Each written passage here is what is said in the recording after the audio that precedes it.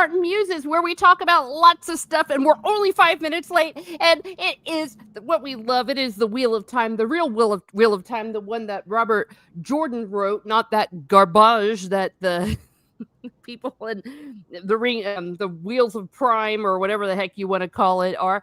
And yes, as my guest here, Brian, is showing, that is the book, and of course the good cover. We love the good cover, the original ones. They don't make covers like that anymore.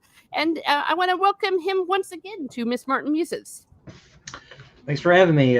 Book 7 was surprisingly, like, everybody says book 7 is like the beginning of the slog. Some people say book 6 is.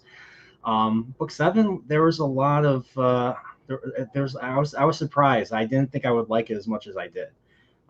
Especially the math stuff. The math stuff is, in my opinion, is what really saved this. And I'll be honest, even the prologue. The prologue was really good. I liked it, I think, even more than definitely more than book 5's, and maybe even book 6. Like book 7 had a wild assassination. Oh yeah. Yeah, well, do you want to talk about the prologue and what you liked about this particular prologue? Detail? Let me look. The only thing I remember from this prologue is Pedro Niles' assassination. And it was pretty freaking unexpected, but kind of awesome, but also awful. Yeah, like it's just like it was a very, like, it's like you could tell Robert Jordan has seen this type of, he's seen death, and so he had a good idea on how to portray it. And it was very Game of Thrones like. It was just like, guy comes up really close and just stabs him, and it was his secretary, the fake spy master, the official spy master, not the spy master, but the official. So, and of course, the ones that put the spy master up to it avenged him. So Eamon Valda and the head of the questioners, what's his name? Asakawa, I think is his name. Asanawa, I think. Sounds good. I can't pronounce any of these names. Yeah, but we get a couple of Elida stuff, because apparently Elida is like she's the seat. She's the Amerlin seat in the White Tower. She is basically akin to like catching us up with what's going on in the rest of the world. Kind of like how the High Council in Game of Thrones was, under Tywin and Tyrion and all that, especially in the early books. Something like that, except Elida is just, she's nowhere near as interesting, and she's building a tower for herself. An evil tower. That I don't think it's going to pay off because of what happens to her at the end of this book. Yeah, I actually kind of love it. This is one of the lines that she said, "I am Tower Law," and I'm like, "Thank you, Dr. Fauci." It's like, woo. Any person who says they are the Tower Law is no true Tower Law, to quote Tywin Lannister. or the king. Yeah, so, yeah. Okay, I want to say hi to William. Let's go, boys. Well, hey, I'm a girl, but that's okay. Great to see you here. Deep 101. Thank you, Seer. Yes, 5 minutes late. Nerdporeal. Oh, there you are. And then me. And then Salty Traveling C is wanting you to check your audio input, Brian. How do I sound to you? You sound fine to me, but maybe you've already fixed it. I don't know. I did not. Yeah. Okay, well, let us know, everyone. Yeah. All right. How about now? Oh, well, actually, that sounds different. Maybe it is better. I don't know. Yeah. Hello, Rachel Percy. All right, well, we got the whole gang's here. What is William Richard says, doing homework right now, just turned into here. Yes. I am Tower Law. I am the science. I am the science. Yeah, I thought of Star Wars: Revenge of the Sith when I heard that. Yeah, the Emperor. FFS. Yeah. So yeah, I love all the stuff with the Aes Sedai, with the Amerlin seat, with the anti-Amerlin seat, which one is the real one or which one is not, because maybe it's because of my love of history, and we've already talked about like it's basically the church. Yeah, well, exactly. And when there were 3 contenders for the Pope, And Yep, there was there's one. the year of the three Amerlins. I think I Yeah, forget the what I four think it's. Amerlin. Yeah, I think it was in four. the. I don't know if it's in book 8 or I think it's in book 8. Maybe it's Yeah, in this where book. they I don't just do remember. it by yeah, they talk about it as a historical fact. Yeah, so that's good stuff. Yeah, So I'm loving this. And of course, we know Alvarian is a bad lady, but then again, they're both bad. We don't know though if Aleda is a Black Aja or not, or just no, a bitch. she's an imbecile. Yeah, Basically, she's she's an yeah, an idiot. idiot too. Yeah. There's been she's had chances to like look into things that don't that don't seem right, but she's stuck in her ways, like she's stuck in her ways, and she plays herself. She plays herself into Alviarin's hands, and so apparently Alviarin is the head of the Black Aja, and she reports directly to a Forsaken, to the Great Mistress herself, Misana. Mm-hmm. And Misana teaches her how to use a gateway. Now, I don't know if that's paid off yet, though. I haven't seen this portion paid off yet at where I'm at in the story right now. So, so I don't know about book. I don't know what's going to happen with these with them in book 9. Yeah. Well, for once, I know things you don't know. I Oh, know. well, it's himself. The prophet himself is here. Now that I am this far in the books, I know who the prophet of the dragon is. Is it Messima or Massima? I say Massima in my head. It's it's Massima. You're right. Yeah. Well, there we are. Hello. And he's saying, does it matter? Oh, dear. Howdy, folks. Pays off for Shadar Heron. LOL. Okay. Well, yeah. One thing that was hugely significant with Aleda here, and I have this marked in the prologue, is a foretelling overcomes her against her will. Is when it's almost like she gets like the gift of prophecy, like the foretelling just comes out of her mouth and she doesn't know what she's saying. And it says, the White Tower will be whole again, except for remnants cast out and scorned, whole and stronger than ever. Randalthor will face the Amberlin seat and know her anger. The Black Tower will be rent in blood and fire, and sisters will walk its ground. This I foretell. And of course, she thinks at this point it means one thing, but it's like, girl, it may not be as good as you think it is. She's like, No. because she was thinking it meant, oh, well, the sisters will just, we're going to conquer the Black Tower. It's like, or will you? Yeah. And I think when she's saying Amerlin's seat, it's not talking about her. I think it's talking about Egwene. Mm-hmm. The true one. And I've been wondering about this, and I don't know the answer, and I'm too maybe theological, but what would make Egwene the real one versus her? And the only reason I'm thinking that we know that Aleda is the false Amerlin seat is because of the manner in which she did it. Like, she didn't depose Swan whatever properly, the way that it was like almost a coup. It wasn't I'm just trying to think what would make Egwene the true Amerlin seat versus her, because I don't know if that's how it works in the world, though, that maybe that Aleda did something illegal, so technically she's never was the Amerlin, she just called herself it, and then when Egwene was raised by the other tower, that made her the real one. I don't know if I've never really thought of it that way. I just, because she got like approval from like the sitters to do that, and then that's why she was able to shield Suwan, because they can't physically do it because of their oaths. At least that's from my understanding, because they have the oaths. They can't channel against each other. Oh, like okay. Physically they can't do it. Like, they can't tell a lie physically. They can tell a mistruth or an untruth, or beat around the bush or something. But yeah, the oath doesn't allow them to do that unless there's like approval. I don't fully know. I don't fully understand it either. Okay. So I'm sure. Well, maybe I didn't understand. I'm sure either. Our guys in the chat know. Yeah.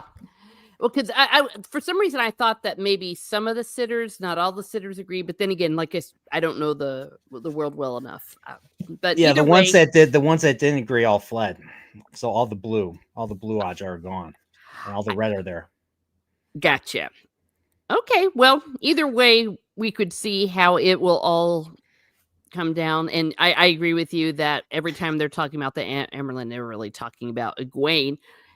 I still think it's a little crazy that someone so young. They even talked about that Swan was really young to be the seat, but dang it, Egwene. Well, she wasn't even an Aes Sedai when she was elected. No, But no, she wasn't. they found a loophole because they said it never says she has to be a full Aes Sedai. No, it doesn't. Nope. And they did that in case, and they did that so that she would take the fall in case things went south with the, and if they like lost the schism or they lost the war Yes. against the, against the Tarvalon Tower. So, Mhm. And they thought that they were going to have a puppet in her as well. And as we are seeing, that's not well, quite the way you read book 8, so you know how that turned out. Yes. So good stuff. Good stuff here. So there I'll talk. Oh yeah, the chosen quote unquote or the bad guys. They are all meeting, and she tells them of this foretelling. And let's see. Yep. Oh yeah, and you already mentioned the gateway. So yay, and I think anything else. Oh yeah, we saw the whole thing with Padron Meal, and we know that Morgaze is still being held by the White Cloaks. Yeah. In that area. So yeah. So you want to talk about Morgaze really quickly since she's only yeah. in like one chapter. I was about besides the to say prologue? she's very quick. Yeah, let's take care of her.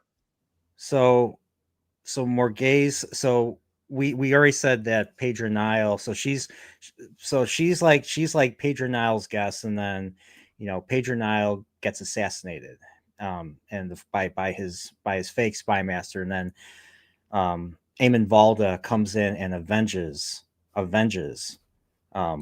Nile by slaying the fake spy master.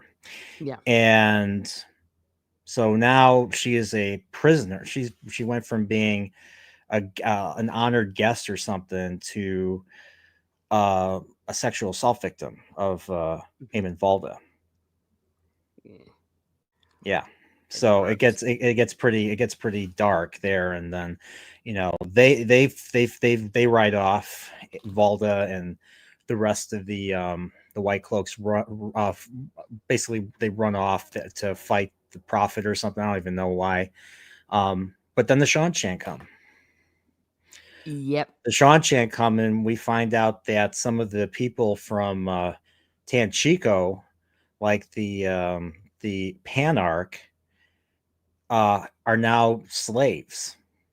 Mm-hmm. And they're given like slave names, and they're taken away. Their humanity is basically stripped, and we see High Lady Suroth again, and she is once again leading the return. And so so the Seanchan have come to stay. So they've taken Tanchico from the Shadow Rising, and now they've taken Amadisia.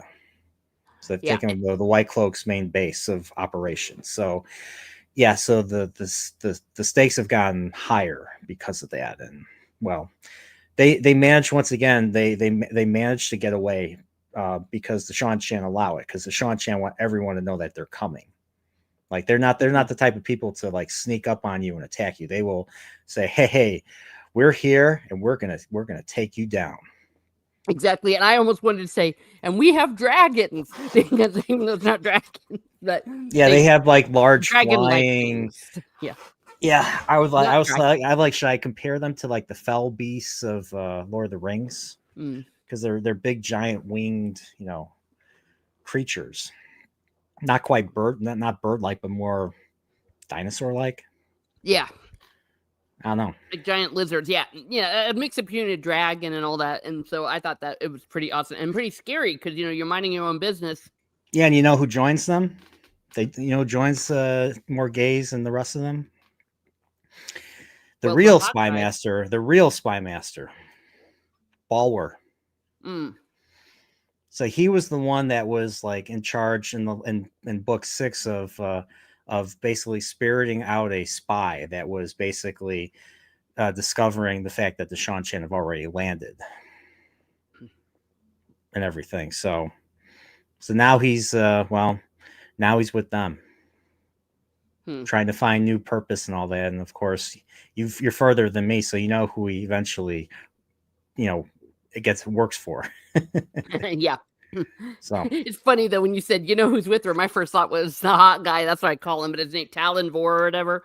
Talonvor. Yeah, Oh. that's what I was saying. Like, of course, the one that they haven't yet. Well, they haven't gotten together, but definitely they're very attracted to each other. Yeah, so they were able to escape. So good times. Yes, and the name of them, Wyvern Says Deep 101 and Dragon Light. That's a good way of describing them. Okay, yeah, that's a I forget what they're called in this. Yeah. So in any case, good times. So and Morghese, and then we don't see her again. There was times that you don't see a lot of these characters for several books at a time. So I always imagined that if I'd been reading these as they were coming out, I'd be like, well, another few years to see what the hell's gonna happen to her. Yeah, all of a sudden, I haven't seen Morghese since this book actually, because she was gone in the last couple books, but some other character named Magdan showed up. So, I mean, yeah. Oh, yeah. Well, we all know Morghese is gone and was replaced by Magdan. So, well, I don't know. They're two different characters. Totally. They're two different characters. But it makes sense that Perrin wouldn't recognize her because he's never seen her. But yeah, we get into that.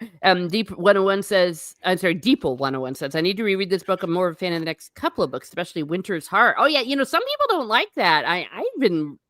I've been warned about this slog, and I'm like, no, I'm not slogging. I'm going through it like a freight train. I love them, but I get, that. It's work. It's at least it's work for me. Work for you, yeah. I've seen on Reddit. Even though I know the stuff, it's getting through the chapters is rough. Oh, interesting. Okay, because I just couldn't stop. But I know that people are divided on this because I've seen arguments on Reddit. I've seen chats where people.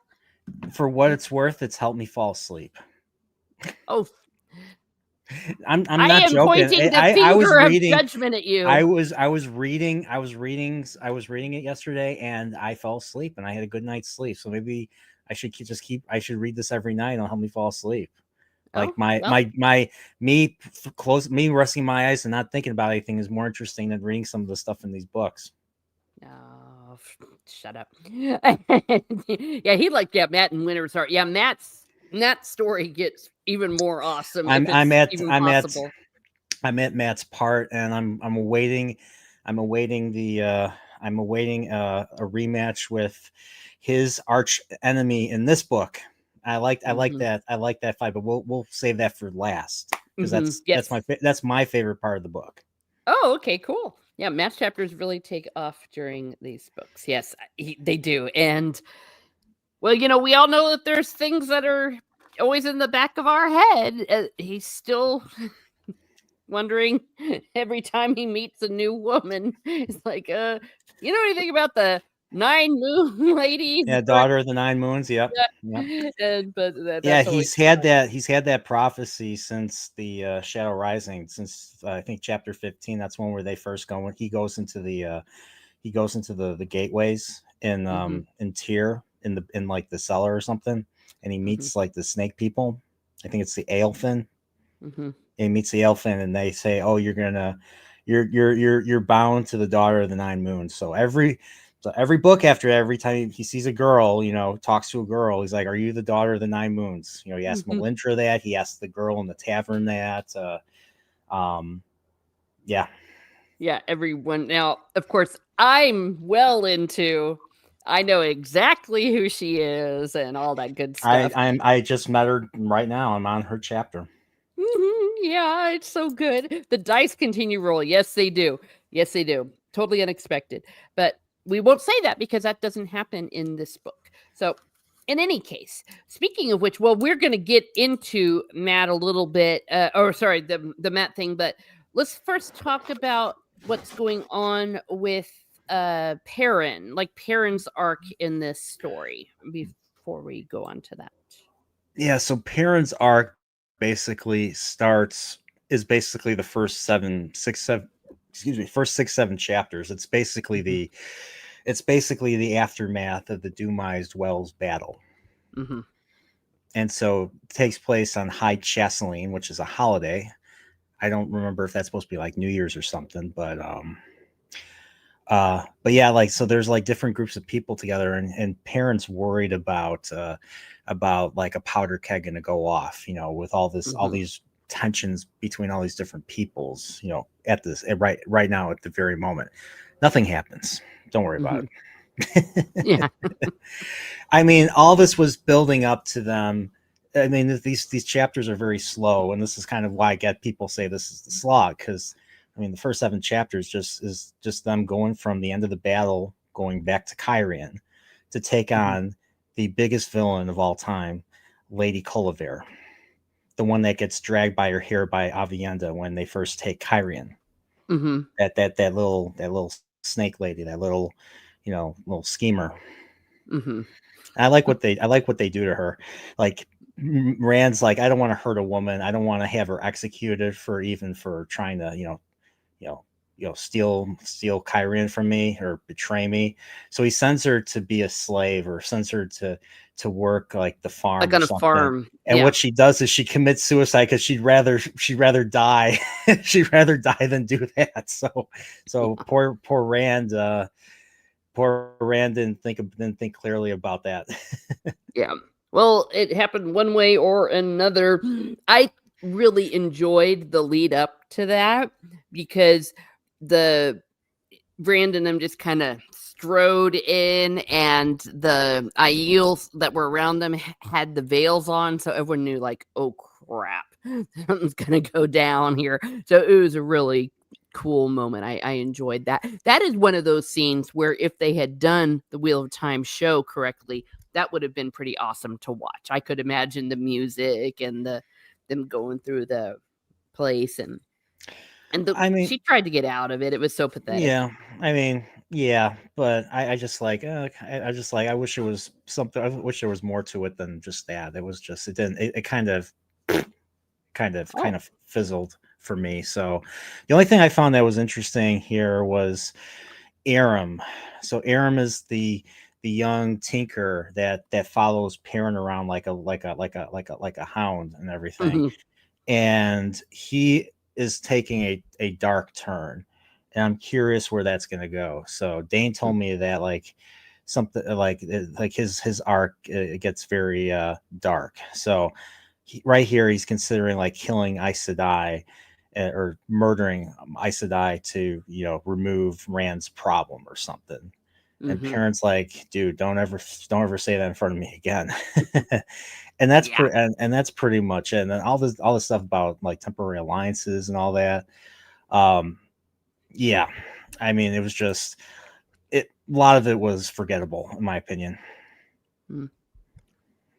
Oh, yeah, that's fair enough, but fun. And of course, Fael. Oh yeah, he's worried about Fael, and I was just like, Yeah. Perrin, she's mean to you.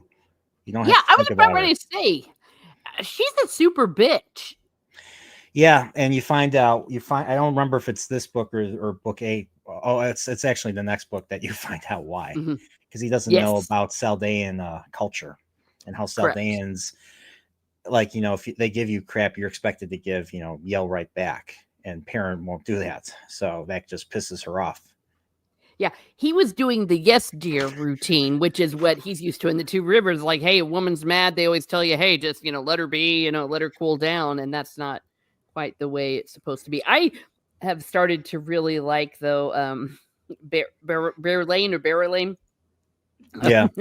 She's becoming one of my favorites. I think that she's pretty cool. She's okay. Yeah. I mean, I don't really like either of them personally. Okay. Well, I don't like Fael, but like Berylane, she's been slowly growing on me. We'll see where I she like ends that she was fighting her in Shadow Rising. I thought that was fun. up.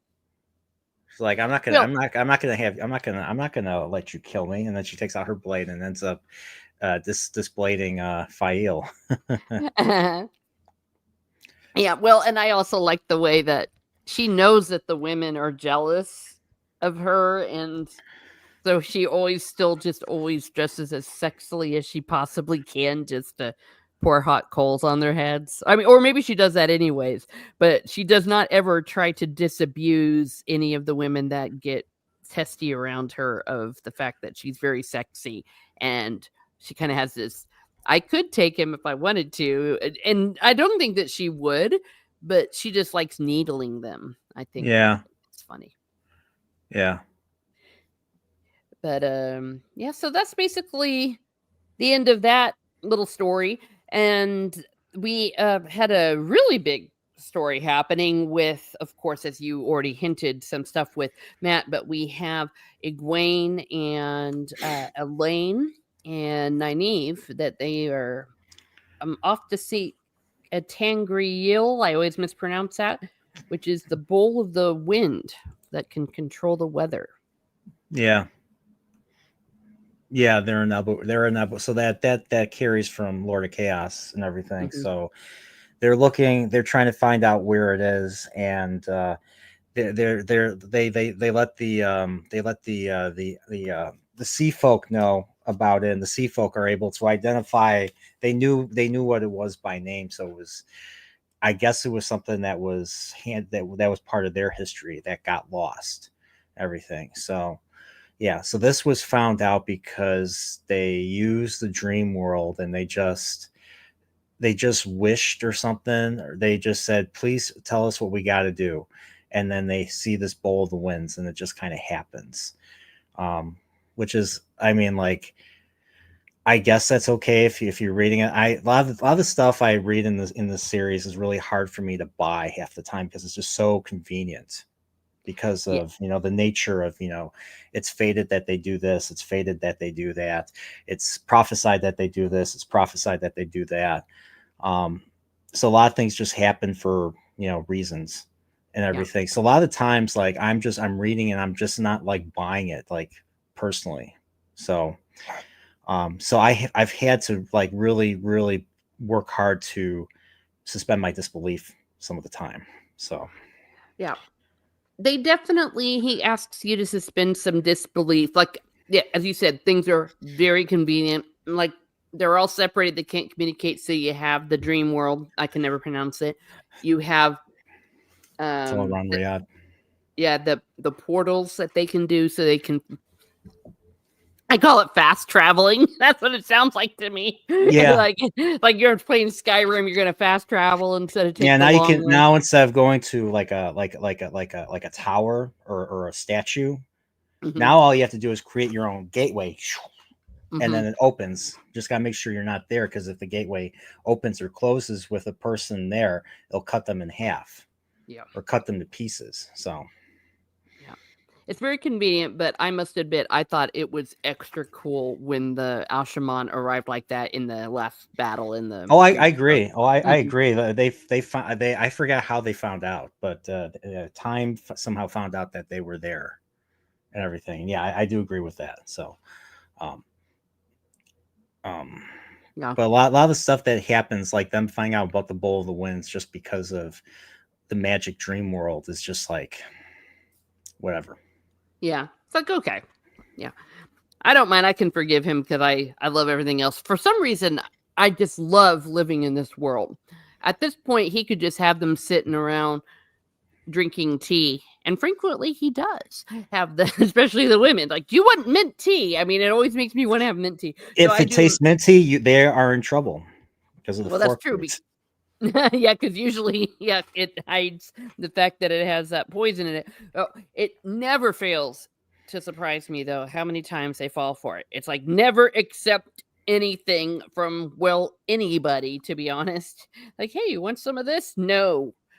They need to start getting their own food tasters or something. But part of so bowl of the wind thing that they're doing, they do have to make a deal with the sea people because they believe, and perhaps and rightly so, that it kind of belongs to them.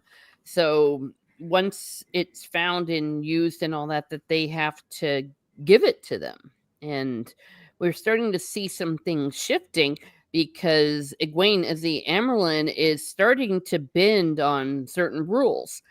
such as, okay, we're going to work with these sea chicks. We're going to let them have a tangriel. And they're all like, no, it all belongs to the tower and stuff. And it's like, no, it belongs to them.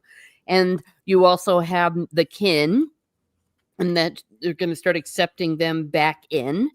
And even though that they're too old, and we're seeing how things are changing in the world of the Aes Sedai, and some people aren't liking it, and some people I think will really hate it once it all comes to fruition.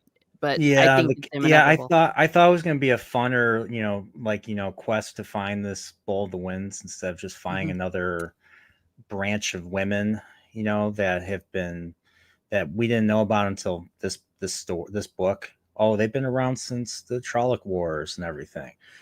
And they're really old. Why are they old?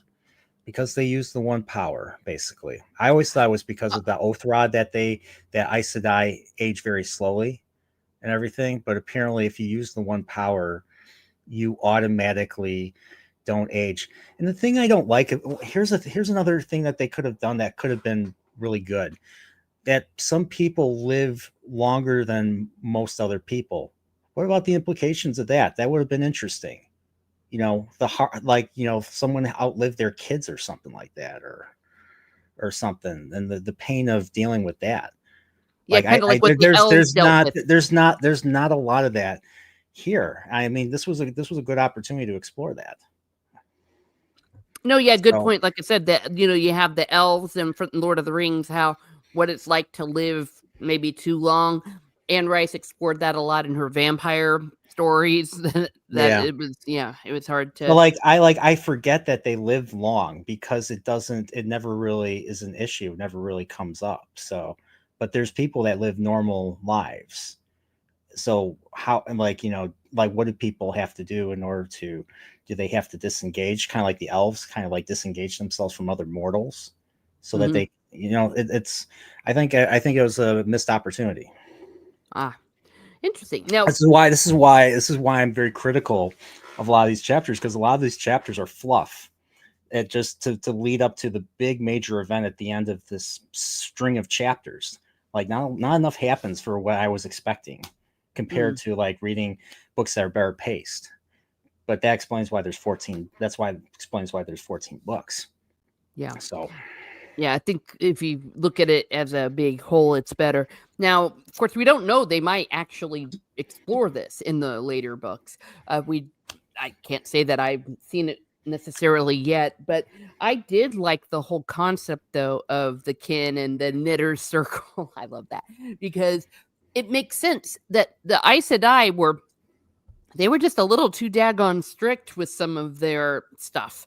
And it's like, oh, you got to go. Oh, you can't make it. Oh, you too old. What are you, that too old if you're like 18 or something? I mean, or even a little bit older. And it's like, so what are these people going to do? I think it's kind of a cool concept that they found each other. They found women either that were wilders and didn't want to go to the White Tower, or women that ran away from the Dark Tower, or had done this. It makes sense that they might band together as a group, and since it's been so long, form almost an alternate Aes Sedai. Yeah, so they have to they have to build on that army, that Egwene's little Aes Sedai army, to take back the tower. I'm guessing, and then of course they need all the help they can get with the last battle looming, even though I don't feel that the last battle is looming, but it is looming because the book tells us that it's looming. Yeah, so they keep reminding us. Yeah, so I mean, it's really I hear it's not really until book 11 or book 12 that it starts to things start to take a turn, and now you're like, oh, the last battle is coming, and we have to we're not prepared and all that. Yeah. So well, it definitely does pay off. I found so far that it is. And I want to say hi to Tommy. Thank you for being here. And how dare you, Deeple 101. It's a typical Game of Thrones House of Dragon season. Oh, hell no. House of the Dragon, I agree with. Game of Thrones, maybe the later seasons when they ran out of source material. or ignored the source material because they decided not to do the whole Dorne thing. But yeah, Game of Thrones at its best was good. House of the Dragon, well, it really went off the deep end season 2, but certainly don't see it as the same because I love this. I think that Robert Jordan is superior, and what we've talked a lot about how crappy the House of the Dragon season 2 was. It was awful. one of the worst TV I've seen in a very, very, it's very still better. long It's time. still better than Wheel of Prime by far. Oh well, yeah. I don't easily. think there's anything worse than Wheel of Prime. Some people Unless say Rings of Power, but I don't think Rings of Power is worse than Wheel of Prime. I have heard some plot points that they did in the Wheels of Prime, and I cannot believe the ridiculousness that they did. So I'm starting to agree with you. And yeah, the war doesn't really start until Sandor took on overriding. Yeah, it was getting there. It's getting there where I am right now. But everything's being put into place. And of course, it just makes you're me almost you're almost done with Robert Jordan stuff. So that's what I was about ready to say. It's making me sad because Book 11 is the last one that he wrote. And yeah, no, I'm talking. Sorry to interrupt you. No worries. At the end of certain chapters is the bulk of the stuff that we're building up to happens at like the very last page or two of a string of chapters. So a lot of it's just like build up that just I'm reading and I'm like I feel I don't need to read this. I feel like I can skip all this stuff. Okay. All right. That's basically what it is. So like string of chapters of Egwene or a string of chapters of Elaine and stuff. Maybe a Forsaken section will show up, like in my case, chapter 13 of book 9. Where interesting stuff, important stuff starts to happen, and I'm actually paying attention. So, but that's just me. Yeah. Yeah, Deep. Well, I see what you're saying there. Your point there. Okay, that makes sense. Yeah, because that part of me. Not the end of the book. Not the end of the book. I'm not. There's plenty of good stuff that I've read in the Wheel of Time. This why I'm still reading it. The first 3 books are fantastic, in my opinion. Yeah. That's why I'm still reading them. That's why people, that's why this series is this sells million copies. I'm just saying I haven't been, the pages has not been a page turner for me. That's why I've been very slow with this. That's why Teresa here is it's like a book and a half, 2 books ahead of me now because of that. Yeah, I passed. Yeah, I did a GIF on the thing where I showed like a NASCAR race and on the car zooming around you. And to each your own. I mean, it's a free country. If you decide that you hate this series, you can hate it. But I'm gonna finish it. I'm gonna finish it. I'm gonna finish it. So eventually, I'm gonna finish it this year. That's the plan. Yeah, I'm gonna try and get done with book 10 before. I thought I was gonna get done with book 10 this summer. I'm gonna try to get done with book 10 by the end of September, and then I'm gonna try to run through books 11 through 14. Yeah. My New Year's resolution is to finish it before midnight on New Year's Eve. We shall see. He says, "What book are we on?" Respectfully, I am on book 11 right now, and you are on book 9. Yeah. So he is. I'm halfway through book 9. Yes, I'm catching up to do. Yeah, we got behind on the streams because I started taking off like a bat out of hell. And part of it was because of my knee and other issues. So I've been reading like it going out of business. But in any case, let's go back to essentially they get the bowl and a golem shows up. And I thought that was pretty cool. The golem really I find to be a very terrifying. The golem. Oh, golem. Sorry. I keep Gollum is a very... You're right. I know. I'm sorry. Gollum is a character in Lord of the Rings, but in my head, it's a golem. It's a very freaky creature. I liked that. I was disappointed in Fires of Heaven when we didn't get to see Matt fight Couladin. Like it happened off screen. It happened, in like a very brief flashback where he just kills him. I was just like, I wanted to see something a little bit more.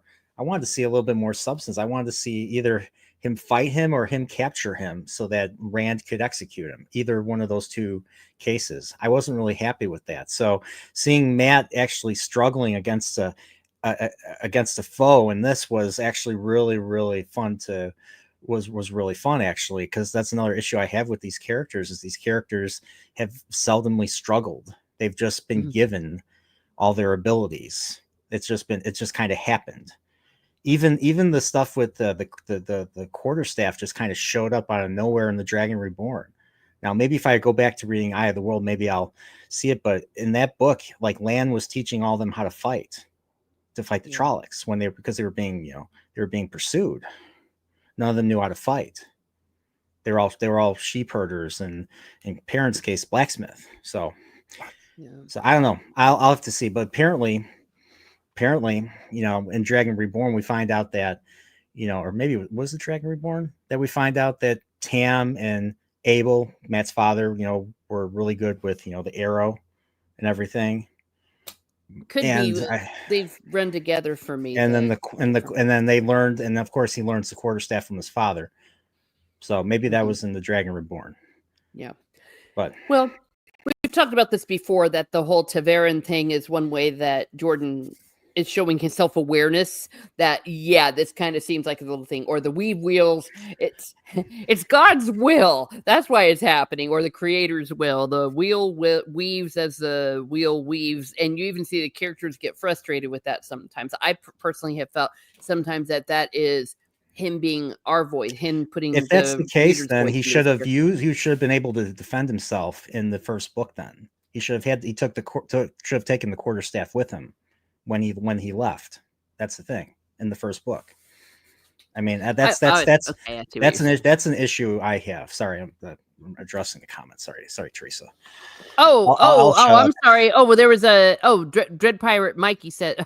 I was like, oh yeah, that's how he. I mean, yeah, in the book, in Dragon Reborn, that's how we find out that he learned the quarterstaff. But if it's in the first book, I'll have to reread it. So okay, So I'm sorry I interrupted.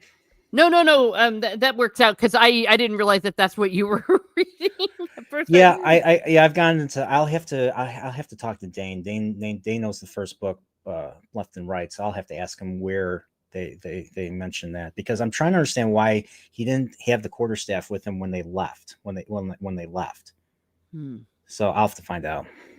Yeah, for sure. I've said this before, that I will really be benefiting from a second read, because as you're reading through it the first time, you're just kind of caught up in the story. At least I am. And you don't always understand the significance of things as you're reading them until maybe a book or two later. And then you're like, oh crap. So I think if I definitely go back, I will see some more things. Yeah. Oh yeah. It's just mentioned, no details. Okay. Well, we'll just see. But not just that, but there's loads of things. Like, I remember Men in the first book, and it's like, oh yeah, Men. Yeah, she creeped Rand. I was like, get away from me.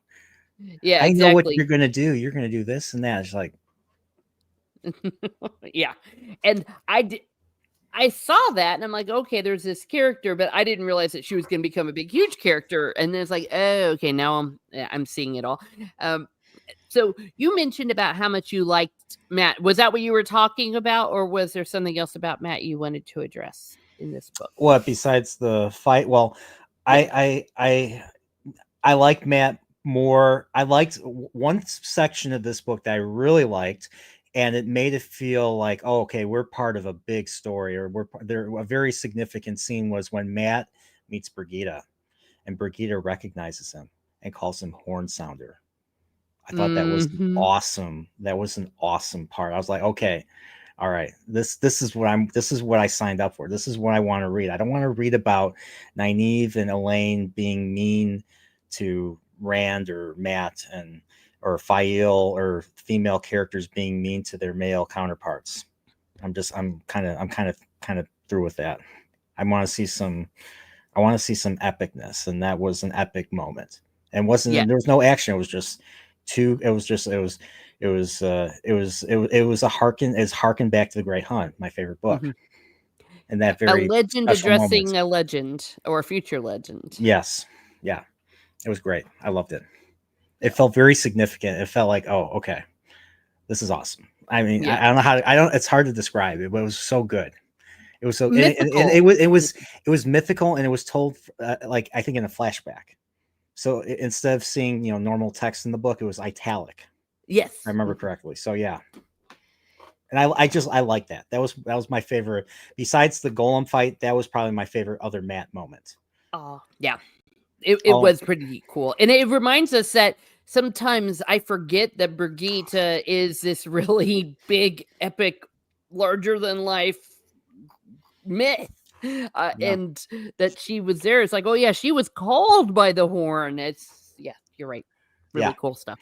So like I don't hate the Wheel of Time. There's a lot of good stuff like that scene, but they're very few and far between. So there's a lot of chapters I just don't like, and I fall asleep to them. So, but that's just me. Well, I fall asleep to House even though I love it, so I guess it's okay. Sometimes it's so relaxing. I've fallen asleep to Star Trek as well. So Oh yeah, I original love Star Trek, and I've seen that a billion times. So Oh yeah, I love yeah. Well, it's so relaxing, all the music. But I yes, digress. All right, so now let's turn to the final big arc. Of course, we have our Dragon Reborn himself and his showdown with Samuel. Or I know he's not Samuel. He's Samu, whatever. How Samael, like the angel. exactly? I keep calling him Samuel, but he's been down in Samuel, Italy. the son of Hannah. You know, the son of Hannah, the Yes. prophet. Oh yeah, I did. Oh yeah, The yeah. one I that got it. anoints King David, the one that anoints King David because Saul is a jerk. Sorry, I haven't watched. I've only Saul watched the sucks first as a episode. king. I've only watched first episode of House of David Yeah. on Amazon. And So. and Hannah is like a type of the Blessed Mother because she does actually her own version of the I want a Magnificat. son. God, please give me a son. And then she gets a son, and Yeah, and he's then she throws him in the temple. and then he grows up to be Stephen Lang, and Yeah. Stephen Lang becomes a Gandalf the White. And Well, slays the Goblin King, a Goblin Amalekite King. Sorry, I'll have that was one episode of House of David. oh boy, I need to watch that. I've actually heard some good things about it. Of course, I remember the version that had Spock himself being Saul the prophet, but in any case, he was down in Ilion and I just thought it was pretty epic. Was it in I actually unlike like I mean I've come to grown to appreciate the end of the Fires of Heaven where he's going after Raven in the Camelin Palace. Mhm. This one it's kind of the same, except there is an exchange of dialogue, at least between Samael, you know, like Samuel's basically projecting his voice to him, goading Mhm. him to you know, come get him and all that. And that's the one thing I thought was missing from the Raven Mm. pursuit. Now there might have been exchange of dialogue the moment that Rand opens the gates and lands himself in the palace, because we don't see what happens. Like the chapter ends there when he just walks in the palace and they're like, where the hell did you come from? And then that's it. And then we then there's like the time skip, and then we see him. He's like struggling, walking the hall, and he's going after him. Here, you know, like I was just like, you know, this is really cool. They're going to Shader Logoth, and Mhm. he's like, I'm coming to kill you, Samael.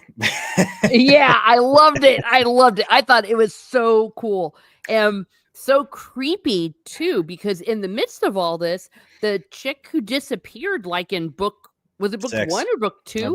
Book 6. It was Leah, I think was her name. She's one of the Aiel that disappeared in Shader Logoth. Yeah. This was one thing I did not like. That I felt did not pay off. We don't know why she disappeared. She just showed back up and died. Mm. Well, That's it. I mean, it's a she bit of a showed back mystery, but up, yeah, and then we don't really find out what happened. And that was what I was interested in, was what happened. Is there something else in Shader Logoth besides Mashadar? Like is there like another Mordeath? yeah. Another type of being like Mordeath, you know, Well, that we could be do a know threat. that it's really like a dangerous place. I almost saw it like, if you will, if you look at the Harry Potter, remember the moving staircase? In a way, that's how I saw Shadow Logar. It's like dimensions change, it seems to me, and that you could Yeah, get that would lost. have been an interesting explanation, or like what were you guys? I forgot what I was going to say. Like yeah, something like that, where like, you know, there's something off, and we learn about what that thing is that's off about it and everything. So For all we well. know, maybe we will. We don't know. Yeah, but so I found that very creepy. But Oh no, we there's no we I asked. I asked. There, it oh, doesn't. okay, It doesn't go beyond that. Now, maybe okay, if Robert Jordan lived. So one of the issues that I'm kind of forgiving about is that the fact that Robert Jordan wasn't able to wrap everything up himself. yeah. So that's the thing. So that's kind of why I asked, like, is this going to pay off? Like, is this is? Sometimes I get a yes, sometimes I get a no. If it's a yes, then they'll like read and find out. If it's a no, then they'll tell me. So Okay, that's fair. I just found it incredibly creepy, like this whole idea that you could be lost in there, and almost like in this like hellhole, like the I don't know what's the word. I forget what they call it in Superman. Like where Zod and all them were. Like in this phantom world, oh, or that yeah, you Phantom couldn't Zone. escape. Phantom Zone. Phantom, Yeah. yeah, that's how I kind of also saw it. So definitely the horror with it, but him and Samuel, or gosh darn it, they they're fighting and they're using balefire, and then out of nowhere, that guy whose name I can never say starts with an M, the other chosen dude shows up and he starts like using balefire, and I thought of it like Ghostbusters. They crossed the streams and Yeah, their pretty much. Yeah. balefire, and then like all hell broke loose. Oh, so who did who did you think that was? Who do you think that person that showed up that saved Rand was? Well, So you think it was a chosen? yeah, one of the Forsaken, yeah. Okay. So we did because I don't know. I'm curious who that is. So that's Oh, one of the mysteries that Robert Jordan left. I thought it was for a second. I thought it was Osengar, but then I find out it's not Osengar. So the other idea is it's either I don't think it's Demandred. So I think it might be Moradin, who we meet in this book, by the way. yeah. I think maybe I need to shut up because I don't know. The books are going, they're melding together a little bit for me, but definitely it is something. And they didn't want him to die. That didn't want Rand to die. So Samuel wasn't really going to the Dark Lord's will in all of this, which is not good if you're chosen. You want to be a good little soldier. But Yes. Balefire's, oh sorry, go Yeah. ahead. Yeah. Samael's scheme was he wants to be, I mean, they all want to be Nablus, which is Yeah. like the chosen, the one that leads all the others. And he wanted to be the last one to fight Rand at the last battle. Mm-hmm. That doesn't happen. So the thing that happens here is that we don't see what happens to Samael.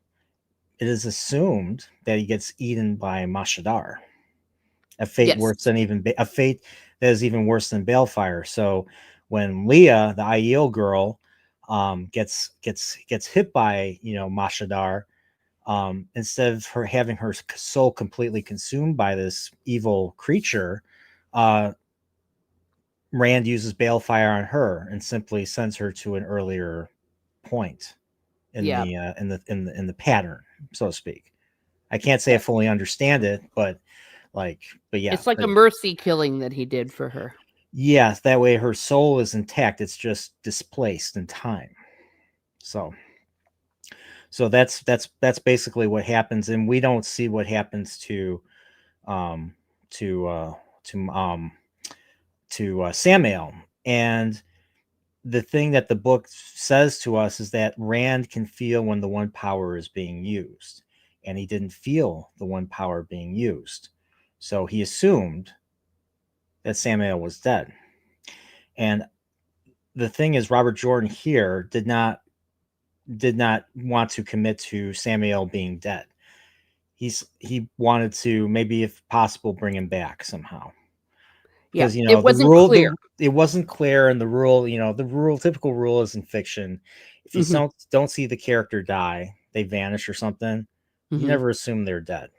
Well, in this case, Robert Jordan himself confirmed after like a couple books that Samuel was dead.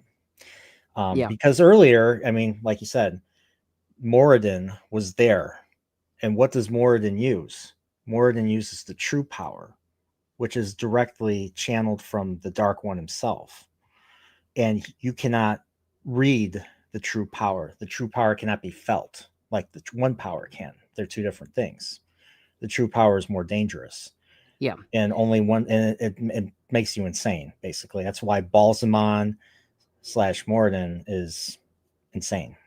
Yeah. Well, and also, yeah, you're a little bit on the different plane. And I love the way that the true power thing is versus, of course, the one power. That is what the bad guys call the true power, because, you know, it's not better than the one power, but they, of course, call it the true power because that makes sense. So, the same way that they're like the chosen, not the forsaken. Like, they have happier words for what is actually evil in this story. Yeah. It's very, yeah, the true power is very dangerous, and all, like, even the other Forsaken don't like, even with even the other Forsaken are like, we're not going to use this because it's gonna warp our brains. We're not going to be in control of ourselves. So the thing is, earlier, we find out that Morden and Shader Haran are able to create these little gems that control people, that can enslave some of the chosen. For instance, Megiddian.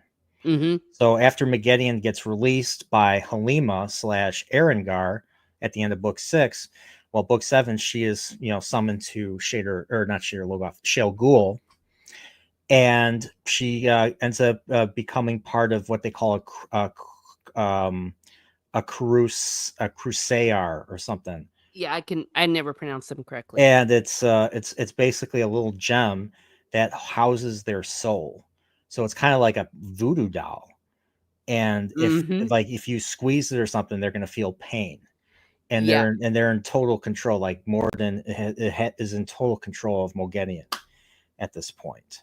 Yeah. And well, let's just say Mogedian gets fearful and attempts to assassinate Nynaeve in this book. This is another big moment for Nynaeve.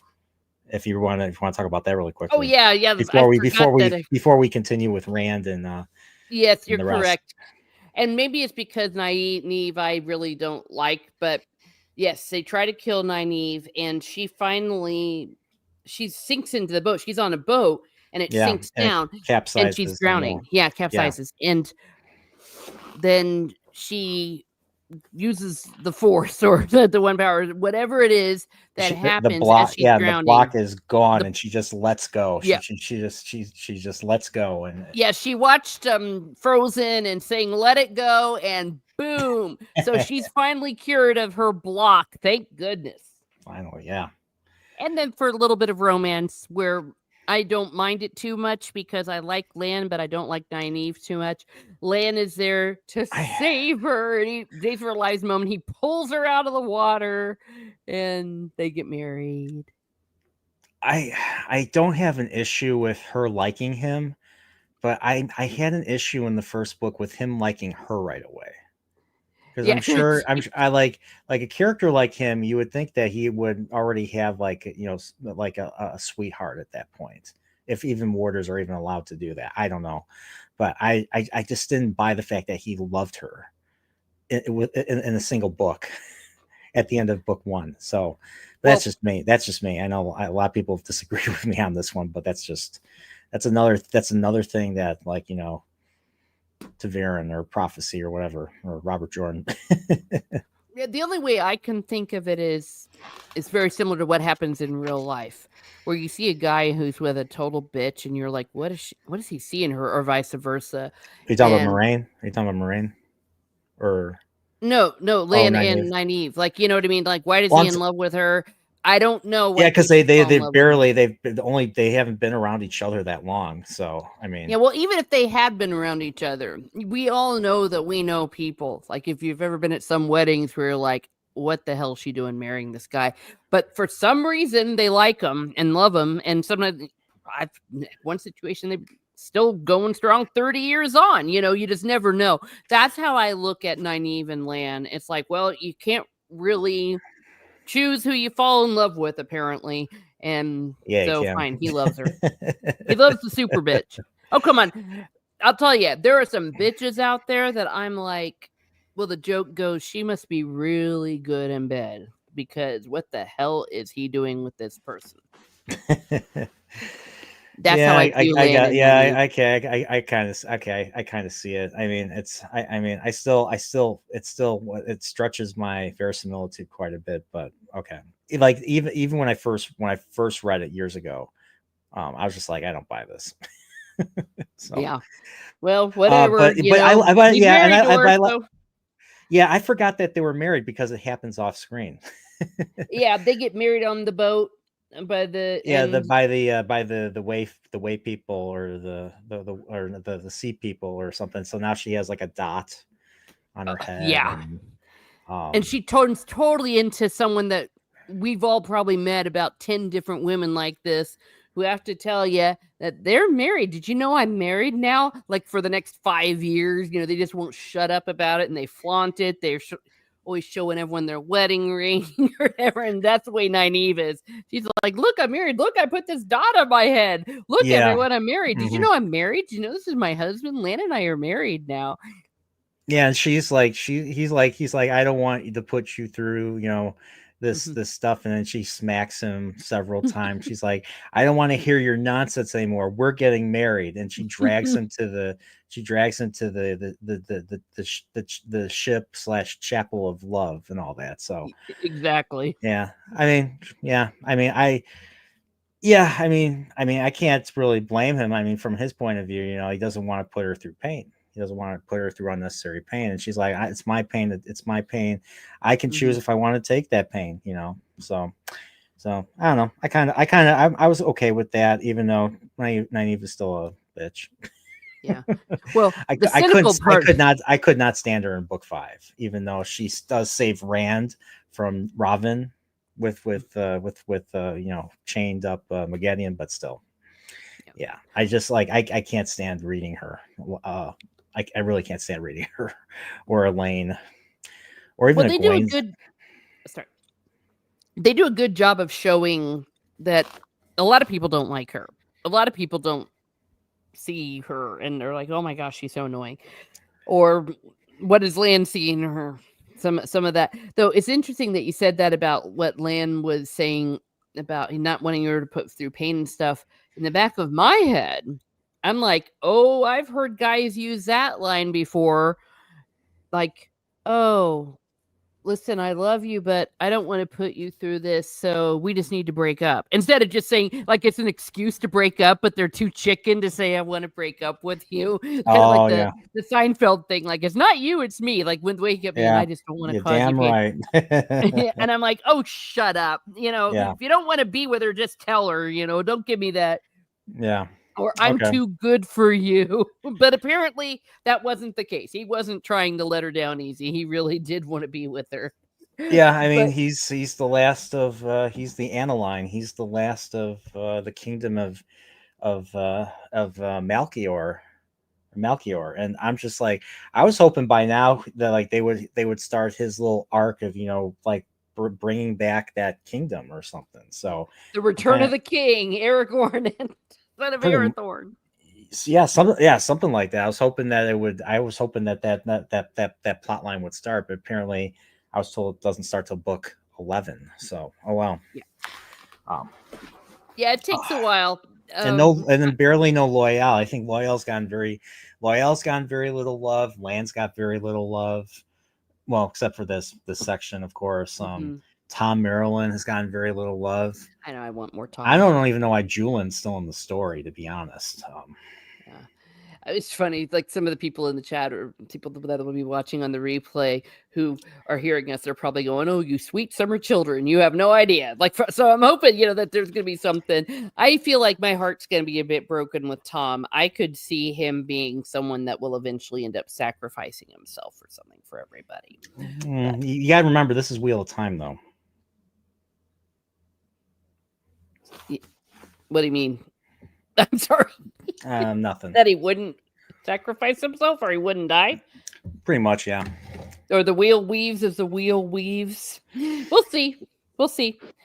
This But for a series that's supposed to be about the end of the world and all that. There's a lot of people that survive. A lot of people that survive. So, just saying. Well, I suspect something to that effect. Well, we saw the same thing in the Lord of the Rings. Really, the only one that died was Boromir out of everybody. Yeah, I love Lord of the Rings is the perfect ending. Oh yeah, for a story. Like it didn't just end with Frodo destroys the ring, and then 19 years later he becomes his son becomes the next wizard at Hogwarts. Oh, sorry, I'm conflating Harry. You know how the Harry Potter I know exactly how ends. that works. Like the Battle of Hogwarts happens, and then epilogue 19 years later. I'm like, what?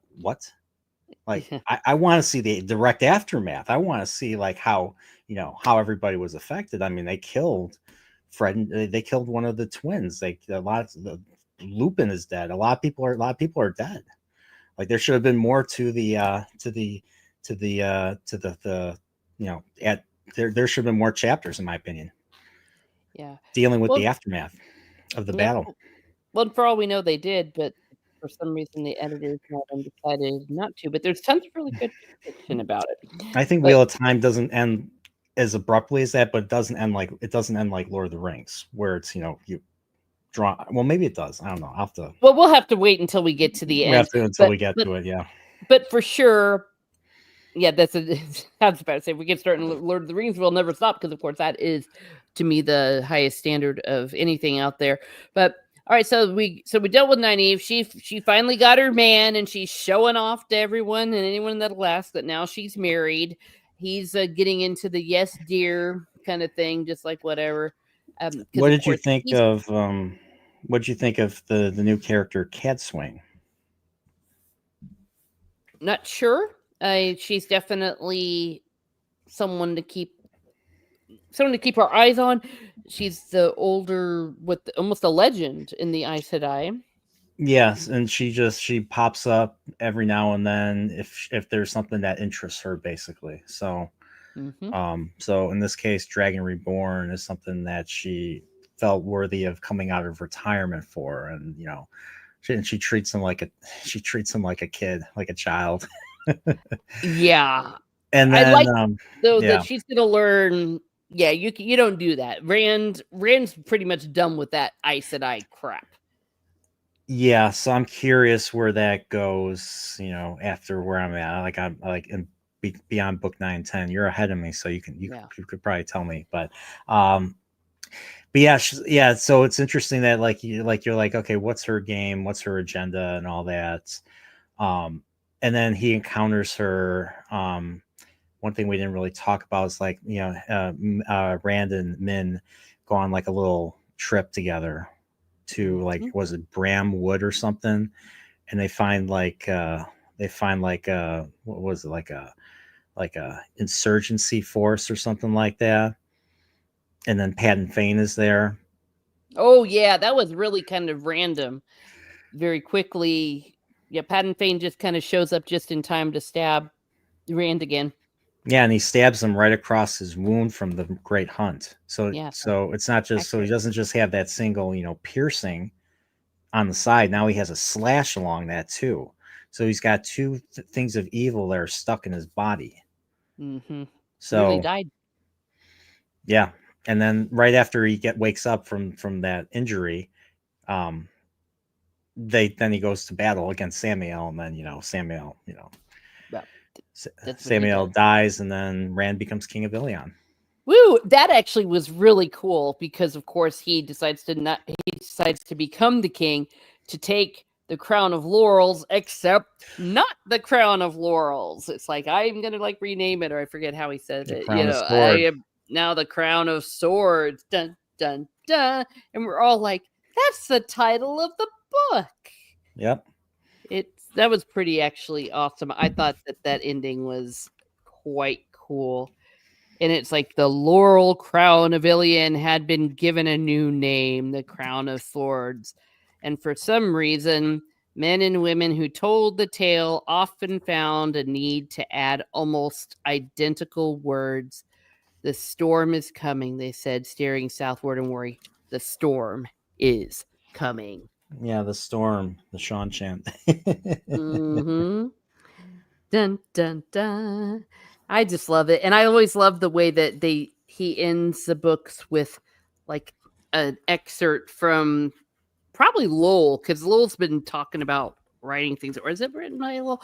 I don't know, but it's Who? like something about the third age. They always give like a line from, what's it called? From a fragmentary translation of the prophecies. Oh, this one is the prophecies of the dragon. Never mind. Shut up everything I said about Lowell. This is one that was a prophecy. It says, Master of the lightning, rider on the storm, wearer of a crown of swords, spinner out of fate, who thinks he turns the wheel of time may learn the truth too late. That's a prophecy. So that's an old book. So, yay. Okay. An epigraph, basically. Yeah. Maybe it's the other one where it's like a book. For some reason, I feel like there's some, my brain's just fried because everything's running together, that there's also actually one where people talk about like, oh, this is a book about the third age. So it's going to become the fourth age. It's always the third age. I know. What is up with the third age? Right? Yeah, Yeah. Lord of the Rings, third age. Yeah. This book, this series, third age. Song of Ice and Fire, third age, I think. Mm-hmm. Maybe it's like, I don't know too much about Song of Ice and Fire. Of all the things I know about from George R. R. Martin stuff, the Song of Ice and Fire is what I know the least. I know the other stuff better. But in any case, so that is how it ends. And of course, then we go on to the next book of the Wheel of Time. And I just love it. And I know that it's a thing, but every time I get to the first chapter and it's like the Wheel of Time and all of that, and it's like, it wasn't the beginning, but it was a beginning or something to that effect. I love the way he opens the books. Yeah, that's that's every that's every time. And there's always like a different location where they are when he says it. It's like, there was this in this land. Yeah, the prologues are getting longer and longer. I think this prologue was like 70 pages. Yeah, what was it this time around? You know, it's like the Wheel of Time turns and ages come and pass, etc. Oh, it was an age yet to come, so age long past. A wind rose in a great forest called Bramwood. That's what it was on this one. The wind was not the beginning. There are neither beginnings nor endings to the turning of the wheel of time, but it was a beginning. That's always just so comforting to me. Every time I get to that first chapter, I'm like, oh, that's just so cool. That's like familiarity. That's what we know. That's what we love. Yeah. Oh. I don't know where you're getting this, but holy crap, that sounds amazing. Strawberry ice cream on a hot summer evening. Is that what you're eating right now? Because now I want to go out and get some. That sounds great. It's so hot here. I mean, it's still hot. It's always hot here. We have hot and less hot where I live. We don't have seasons. Yeah. But we have seasons in Chicago. Oh, hell don't. Part of the reason we're down here is because my brother-in-law, he spent his winter internship out of college up in Chicago, and he says, that's it, I'm moving south. And then I followed him. So it's like, yeah, screw this. That Chicago wind, whatever, the lake effect or whatever comes off of, but we definitely do digress. Okay, well, let's wrap up this party. So if you were to say about this book, if you were to give it a rating out of 10, what do you think? Probably a 6.5, probably 6.5 to 7 out of 10. You know, I liked it more than I thought I would, and like the end of the book I really enjoyed. You know, I enjoyed I enjoyed the climax. You know, every Wheel of Time book usually ends on a major climax. Path of Daggers, the next one does not, so that was an interesting difference. But yes. I was actually okay with that.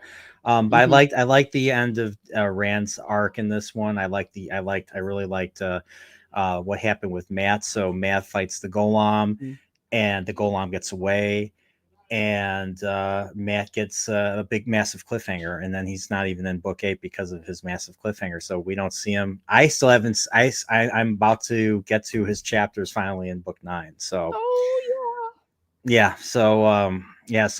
like a wall falls on Matt because he's out there looking for Oliver, and Oliver is like little boy. He's like a 9-year-old, 10-year-old boy in this big city, and all of a sudden the Shan Chan are invading, and you got the Demane just like shooting lightning and blowing up ships and blowing up buildings in the city. And he's so there's chaos around him, and he's trying to find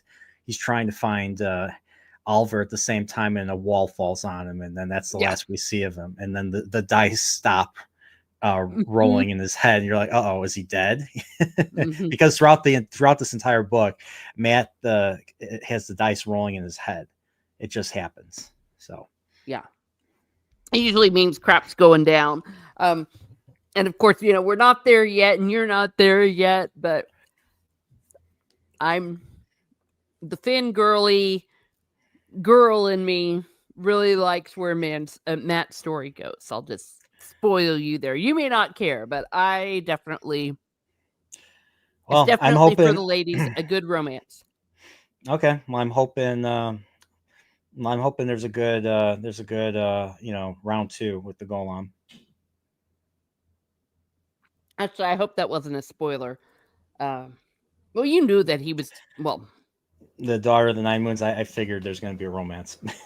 Okay, that's not a spoiler that there's going to be a romance, but not what you expect. So, in any case, okay, I would agree with your assessment. I think that's about right. I mean, even though I enjoyed it, even though I read it, I couldn't say that it's like a Dragon Reborn or even Great the third. Hunt. Oh, Great Hunt, rather. Great Hunt's a 10 out of 10. But Dragon Reborn, I really liked the first one. Even though the ending was really cool, it wasn't the same as the ending of the last book. It wasn't where oh my gosh, I'm just blown away. So I think that that's a fair assessment. And I don't even think that, to me, that's saying that it's a shit book, because I'm starting to see it all as one big book. It's kind of becoming a little bit to me like Lord of the Rings, where Lord of the Rings was really, it's one book. It's not 3 separate books. I'm starting to see this as the whole. Oh yeah, Lord of the Rings. Yeah, that was always the case, and the publisher bullied Tolkien into, because Tolkien didn't have wasn't able to influence and do stuff like Robert Jordan. His wife is the editor of the company, of the publisher, so like he can get away with stuff. But Tolkien didn't have those connections. He had to do what the publisher wanted.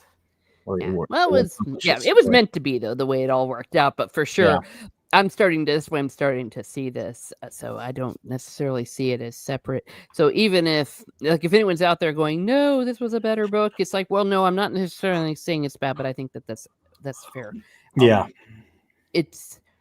like where it's all going, and I have been assured that there will be a payoff, and I'm starting definitely to see the payoff at this point. Now, once I get into the Sanderson books, that's where I know everything's going to change with the next book, because no matter how hard he tries, and no matter working with the wife and working with Jordan's story, we all know it's not going to be the same. It can't be the same, because it won't be him. And there was a part of me that was thinking what I was saying earlier, where I was saying, it wasn't a beginning, or it wasn't the beginning, but it was a beginning. That's how I'm thinking about what's going to happen with the Sanderson books. It's not really the ending, but it is an ending. And I mean, it just hits me so hard when I think about it. I feel so badly that the dude at the top of his life and everything, and after surviving Vietnam, just gets hit with, he said on his blog, 1 in a million people get it. I mean, it's like, it was so rare what he had, and there was just nothing he could do. And he was dead within 18 months, I think. And just so very tragic. Yeah. Such is life. Yeah. The wheel weaves as the wheel weaves, but I do appreciate that he was kind enough and loved his fans enough to make sure there was an ending. And so, yay. Well, where can we find you, Nordporeal? Well, you can find me on the Nerdporeal Lifeform channel. I generally do chillporials weekly, sometimes every other week. Depends. I usually have a guest on. We talk about something. Sometimes I have friends on. We talk Wheel of Time, or I talk Nintendo stuff, or Star Trek stuff, or whatever. And now that fall is coming up, I might get back to doing my usual serial horror chat. And Ooh. if you don't remember, Miss Martin Muses and me covered The Omen last year. So Oh, hell I yeah. have to. I'm gonna have to. I haven't really. I have to think of what movies to cover this year and who to ask. So Mm-hmm. I'll see. Maybe Miss Martin Muses will be. Maybe we'll do another Catholic horror Yeah. type of thing. I'll have to see if there's something out there. So The Exorcist or the Exorcism of Emily Rose. If you haven't seen that one, that or one's the a good extra one. or the Exorcist 3. Ah, I have opinions. So, Arsenic and Old Lace says Magitech Max. That's a I've comedy, though. I've seen that movie. I've seen that It's movie. It's like imagine having a bunch of brown Aja Aes Sedai as murderers. yeah. Then they're just like, oh yeah, we just what we did, we put poison in this stuff, because we just did that. It's okay, right? And he's like, no, you murdered people. Oh, no, not like Yeah, they're just that. sweet little old ladies. They Yeah, needed it. yeah. Yeah, I saw the stage play. I think it might have been originally a stage play. And thank you, Tommy, for being here. Great to see you. Yeah, so I put Nordporeal's link here, and let me see. Oh, and I think I've mentioned this often, but I'll mention it one more time because I can. That I have a new channel where I have moved my Catholic content. So if you were watching or would like more of the Catholic content, you can find it here on Catholic Splaining. So let me put the link in. Yeah, I'm almost done with the 10 commandments. I've got one more to go. And then I've got some other things we're going to be doing on there. So if it's doing pretty well. I'm up to 150, or I'm almost, I think I was at 149 last I looked. So glad people are finding it. But it just made more sense for me to separate it out. And I'm going to be doing The Outlaw Josie Wales. That's going to be the next western that we're going to Oh, review. Yes. I've never okay. seen it. You've never Um seen it? I watched it for the first time last year. It's really good. Like, yeah, but anything with Clint Eastwood's really good. So, sure. um, yeah, you gotta watch. You gotta watch Once Upon a Time in the West with Charles Bronson and Henry Fonda and Jason Robards and Claudia Cardinal. Huh. That might be Sergio Leone's best film. Really? Even better than The Good, the Bad, and the Ugly. The Good, the Bad, and the Ugly is a masterpiece. Yeah. I think I've seen excerpts of it. Yeah, but the last we did Tombstone the last time, and then this time around people liked it so much they were like, "Hey, let's do that again." And so the Outlaw Josie Wells came up. So maybe then next will be the whatever you call it. The Once Upon a Time in the One Planet in the West. West. Yeah, I know that I'm supposed to watch A Million Ways to Die in the West, but that's of course a comedy, so it's going to be something totally different. Here, let me put this on here. Paste. Yeah, that's a good one. Yeah, here is my ex. Oh, Magitech, you're not a. Oh, wait, did you change things up? Either way, here, let me make you a mod. Let's see. Whoop, I almost. I hate the Is fact that is like there is there block a you and ceremony? Is there a ceremony involved? Making someone a mod. oh, I need to come up with one. But you know what's awful? Right next to add as moderator on my phone here, it's put user in timeout. And I hate it because I'm always paranoid that I'm going to accidentally do it. And I think some people that's happened before. Like they'll be like, I didn't mean to block you. And then it's like, oh, whoops. Let's see. Here it is. So yeah, Magitech, put some links in there if you want to. And let's see. What would the ceremony be? I don't have, of course, anything prepared, but let's just throw out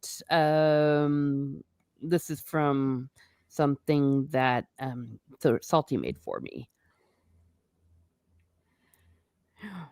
It's a thank you, but it's a blessing. There you are. Nice, It's like, nice. oh. That was really cool.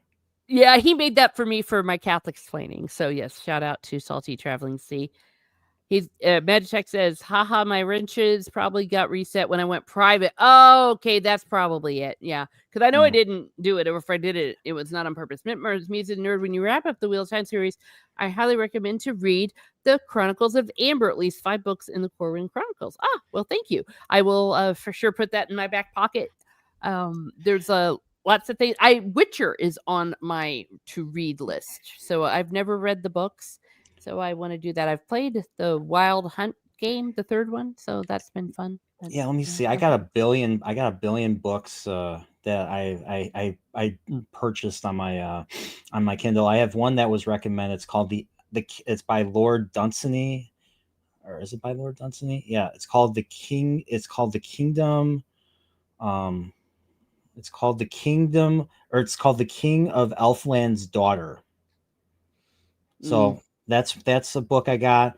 I have another book, a Western book that was recommended. It's called Lonesome Dove. You ever hear of Lonesome Dove? Oh, are you kidding me? Okay, I'll take that as a yes. I live in Texas right out loud. Oh yeah, Lonesome Dove. That I have that practically memorized. I love Lonesome Dove more than everything. Oh my gosh, it's epic. It's the most epic thing ever. I love when you read it, damn it, we got to talk about it because I could talk about it all day. Okay, all right, Lonesome Dove. All right, yeah, all right. You have to do it. Yeah, I have the first Hyperion book, which is basically a sci-fi version of the Canterbury Tales, I believe. Ooh. What else do I got? Oh, I have the first. You ever hear of Earthsea by Ursula K. Le Guin? I have the first Earthsea book. I have what is it? Black Company by Glenn Cook is one that was recommended. The first Malazan novel by Stephen Erickson's another one. One's called Terry Pratchett. I got The Color of Magic here. Elric of Melniboné by Michael Moorcock. That's what. Let me see what other fantasy. Oh, I have the Dragonbone Chair by Tad Williams. That's might be the one I read next. The Memory Sorrow and Thorn series. Yes, yeah, I've heard a lot of really good things about that. I know Lady Gravemaster, she liked she's mentioned that to me before, and many others. So yay, so we got good stuff. We got a long list. I might actually, before I jump into The Witcher, I might read some more of the Forgotten Realms books. I've been reading the ones with Drizzt in them, because I might maybe need something a little lighter to read a little bit, to let my brain reset. But definitely, those are all good things. Okay, I do need to sign off. So once again, thank you, Brian. I have his link there in the chat. Thank you for being here, everyone. Keep reading. I want to thank Magitech Mags.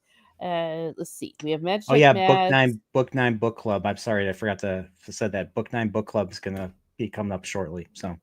Oh, okay. Everyone, be sure to follow and put. I can include Miss Mara Muses now.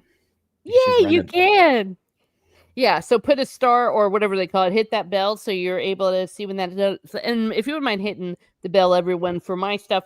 I wish I could have more of a schedule, but things just hit like tons of bricks in my life. So sometimes I can't always keep a regular schedule, but that way you can be sure not to miss anything. I want to thank Deeple 101. We had Salty Traveling Sea. We had a Dig It Outlaw. We had Tommy and the Guinea Pig Collective. Dread Pirate Mikey. Oops. I missed something here.